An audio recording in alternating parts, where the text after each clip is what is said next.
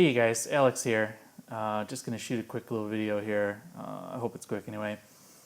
A lot of renovations going on in the House of Rock lately. To prove it, here's a giant stack of empty renovation type stuff, paint and that kind of and some bad focus.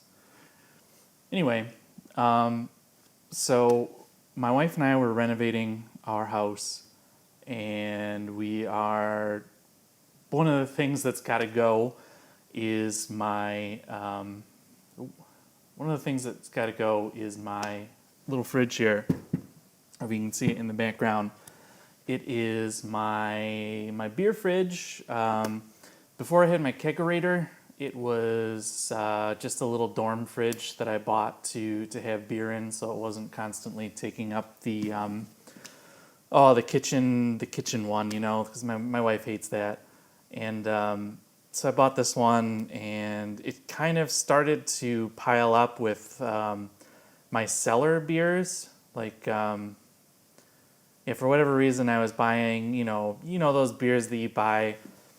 For me, it's mostly like imperial stouts and stuff that I buy, and I was like, oh, I'm going to save this for a special occasion, or I need to drink this with somebody. And those kind of beers kind of pile up, and they just kind of piled up in there over some time. And I have to start getting through them now because I don't really have anywhere else to put them, so anybody out there who wants to come help. So I just wanted to take a little tour through my fridge and talk a little bit about the beers. And I wanted to ask a question out there I know that cellaring is a big thing in the beer community, and it's just gotten, for me, I really wanted to get into that, like cellaring beers, like finding those really nice beers and, putting them away, aging them. And I've kind of gotten to the point where it's like, man, those beers are just taking up space. And is it really necessary to cellar beers? I mean, leave me a comment or something. And what is your philosophy on cellaring beer? Because I was totally caught up in it and like the hype and the nerdery of it, and now I'm just so crazy over it. And because I have all of this beer that I need to move around and drink, and it's just why did I do that? I don't know. Anyway, let's take a look at the beers.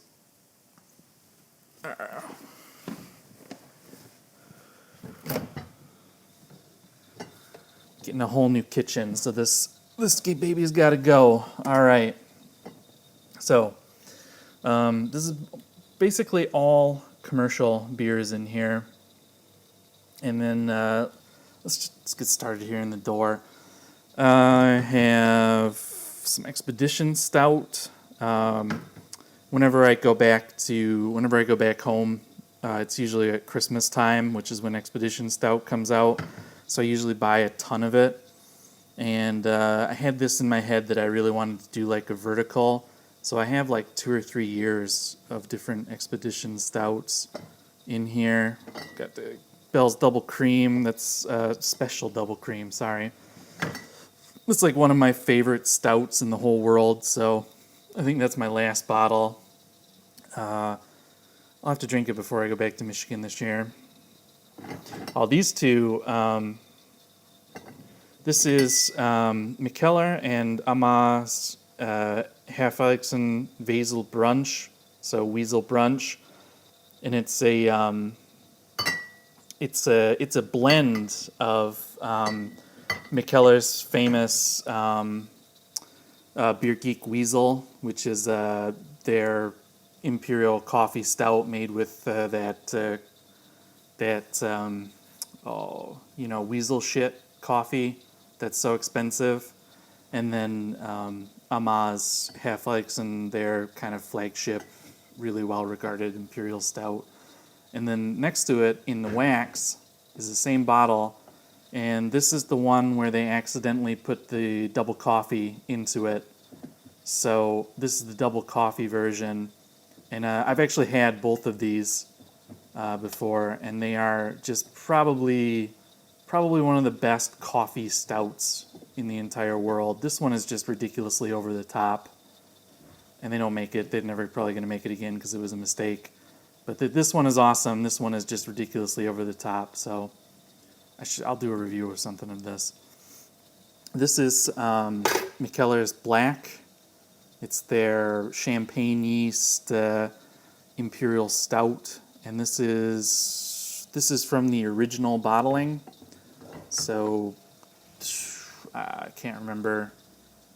It's probably 3-4 years old. It's just a huge beer.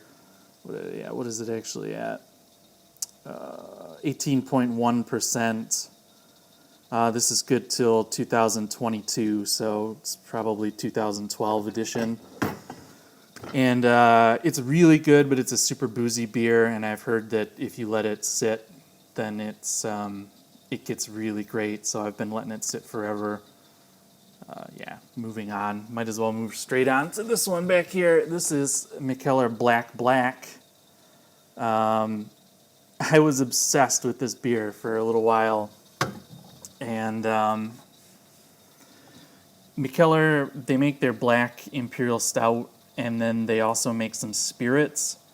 So basically what they did is they made black into a whiskey, and then they brewed black again, and they aged it in the black whiskey barrels, so it was black on black. So this is a, what is this one? This is the 18.1% too. This is the black aged on its own whiskey barrel, which I thought was so cool. This one I got for my birthday. This must have been 2-3 years ago as well. So I was just obsessed with it back then. I thought that was so cool, and it took me forever to find. So it's just been kind of sitting in there. Moving on, here's another cool one. You can see a lot of these mini champagne bottles I have in here. This is Surmilk from Toul. It's another Danish beer company. This one they have a really highly regarded imperial bourbon barrel aged milk stout called Sort Milk, which is black milk, and this is the sour version of it, which has lacto added to it, and it is supposed to be I've had it before. It is a really good beer, really good sour stout, which I'm always in the lookout for. Here's another one from Toul. Fuck art. This is advertising. This is a strong Belgian beer, and I got this one, hoppy Belgian style quadruple, and I got this one. I'm pretty sure it has bread in it, so I've just been kind of letting it. I drank a few when they first came out. I also really like it because there's a cat on it. Oh, this monster I've been waiting to share with somebody because I'm pretty sure it could kill me. This is Ama's Double Black Mash. It is a double mashed imperial stout. It's 12%. It's like they only make a really little. They put it out like once a year, and then they only make a really little amount of it because it has to be double mashed. It's such a big beer for their system. I've been holding on to that one for a while. This is just one that I got recently. It's 100% Viking, and that's by All In and Stranzo, which All In is a Swedish beer company, and then Stranzo was a Danish beer brewery. And I bought this because it's actually crazy. This beer came out after Stranzo went out of business, so it's technically the last Stranzo beer ever brewed, even though they went out of business. Like, it was like the last thing they brewed, then they went out of business, and then it came out like a few months ago. I thought that was kind of cool. Got this year's KBS in here. It's nothing. I have a Rockford 8 that's just sitting around waiting to be drunk. Now, here's one. I haven't seen this in a really long time. Evil Twins, Even More Jesus. This came out, I can't remember, a few years ago, and it was just raved about. And I couldn't get it. You couldn't get it here in my city. It was just impossible to get a hold of a bottle of it. And then I can't remember where I actually got this bottle. Oh no, I do actually remember, because I also got this.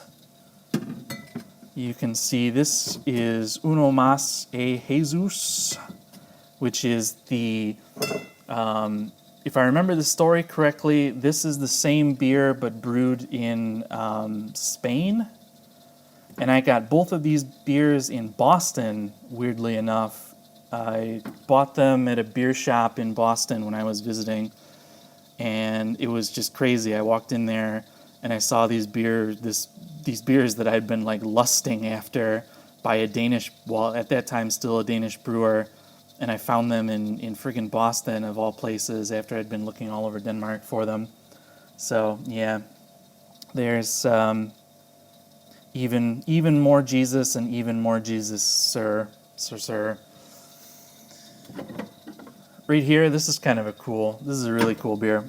Last time I was in Michigan, I was there for Bell's eccentric night. Anyway, they have this thing where they release this eccentric ale every year at a big party at the Eccentric Cafe, and I went into the store to buy Bell's beer, and they had some past years of Eccentric Ale on sale, including this one, which is from 2003, which is the year that I graduated from high school.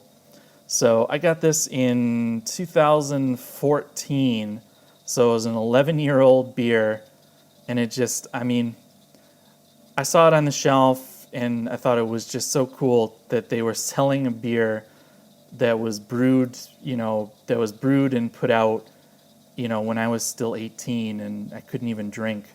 So, yeah, I picked this one up. I have no idea. Maybe I should drink it on my birthday. That could be a cool thing. Yeah, so I don't know. That one really struck me as being really cool. Let's see, moving on into the back here.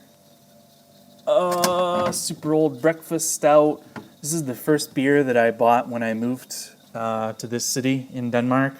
Bought myself an Orville. Well, I bought a couple of them, and this is the only one that's left. And I've let it sit here.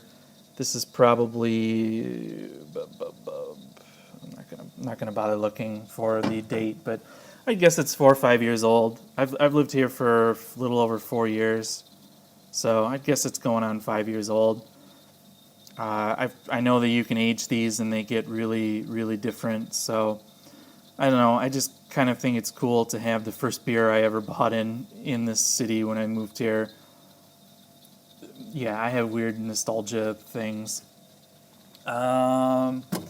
This beer I got from some friends. It's a Dryfontein and Haute Gueuze, and I got this as a graduation present when I got my bachelor's degree. So, waiting for an occasion. When I got my first job out of school, I should have opened that. But yeah. Anyway, I didn't. All right, and then finally in the back, super old Westmalle, which I have no idea why it's still in there, and a Bell's Quad that I've been aging for a really long time. That one's about 3 years old too. A lot of the stuff in here are 3 years old. It was just a really good quad and from Michigan, so I don't know. I set one aside. I drank like a whole 6-pack of them, and then I just set one aside to age it out.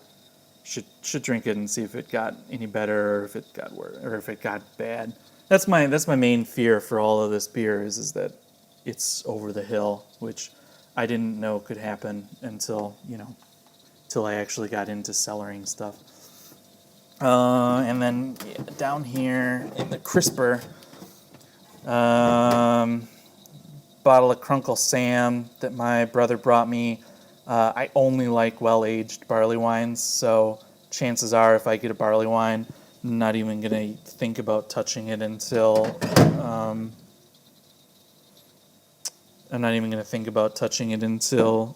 a few years have passed. This one's pretty cool. I got this in Michigan too. This is one of New Belgium's Lips of Faith, and this is their Imperial Coffee Chocolate Stout, which I don't even know how old this is. I think it was on like discount when I found it, so it was probably like the old version then, and that was years ago. So I don't know. I should drink this. My brother says it's really good, but I've just been waiting to share it with somebody. Should just get around to it, right? And now this is crazy. When I was cleaning out our storage area, I came across this jammed into the back, and it is not a Fuller's London Porter. You can see it has been recapped. This is actually a bottle of my first ever homebrew. It was a extract kit, Irish dry stout extract with steeping grains, and this is I don't even know how. I can't remember when I brewed for the first time. 5 years ago, something. But that is crazy. I'm really scared to open that, but yeah, it exists. So, well, thank you for coming on this little journey with me, or maybe you didn't make it this far, and in that case, well, you're not hearing this anyway, so screw you. No. Thanks for watching. I don't know why I made this video, but I have little stories for like all this beer and stuff, and I thought it would be cool to capture that, if nothing else, than just for my nostalgia purposes in the future. But yeah, so I am gonna be I'm seriously, like, this is a promise, and you guys got to hold me to this. I am gonna be drinking these beers like soon. Like, I'm gonna get started on them like today, and I'm gonna try and review some of them because some of them are pretty cool. And so if you want to see that, remember, like, favorite, subscribe, leave me some comments. Do you guys do this with beer, like attach memories to them, or like have some beer that you hunted for so long that it's really hard to bring yourself to drink it? I don't know. Let me know. And until next time, cheers.